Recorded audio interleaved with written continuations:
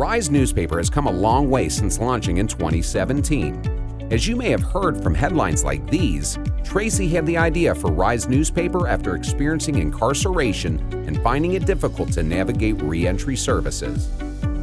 She envisioned a newspaper that distributed directly inside county jails and empowered readers with a listing of local resources, stories of hope, and examples of successful re-entry.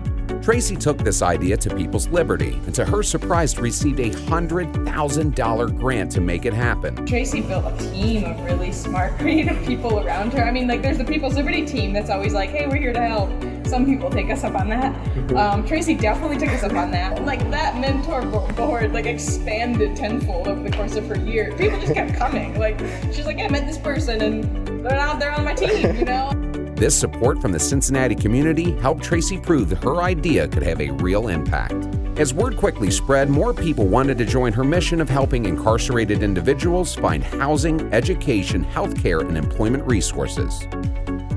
This meant that when her initial grant ended, Rise Up News was born. We are now a 501c3 nonprofit with the support of a board of directors and expanded staff that now includes a managing editor and a multimedia coordinator.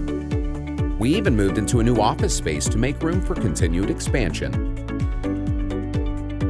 As a nonprofit, we maintain our founding mission by continuing to build strong community partnerships. Organizations such as Beacon of Hope and Nehemiah Manufacturing keep us in touch with second chance employment opportunities. Nehemiah is a for-profit company, a manufacturing company. We work with products like Can-Do, Boogie Wipes. We contract under P&G for Downy, Jeff, Febreze, and we do what you call second chance hiring. So we hire people with barriers, backgrounds. About 80-85% of our workforce here has a criminal background.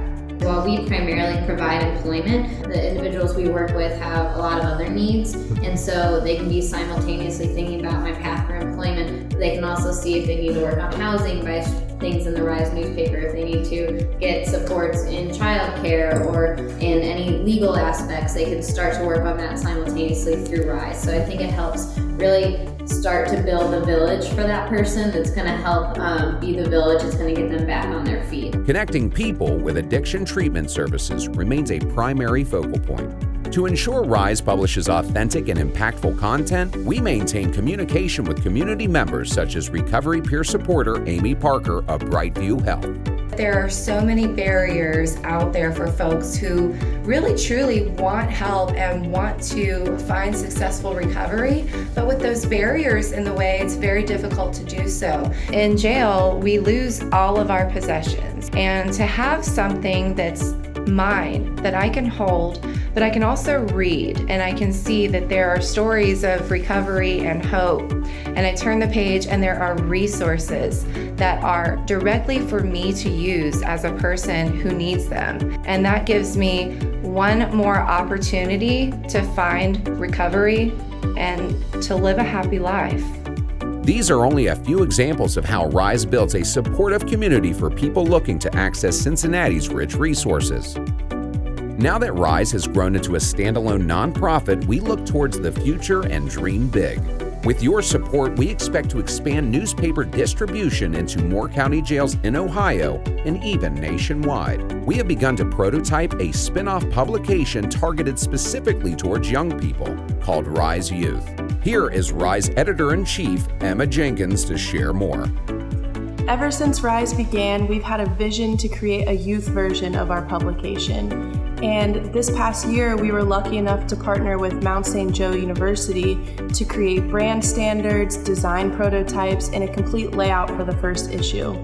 And they did a really great job of making the content engaging for teens. So our next steps are to actually go into the community and work with the teams so they can submit stories, artwork, and poetry for the first issue.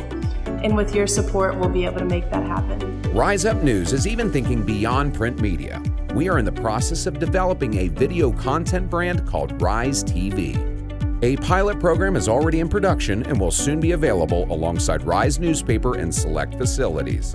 Join our mission of removing barriers individuals may face after incarceration. Please donate today and follow us on social media to see how your generosity helps connect people to vital resources. Thank you.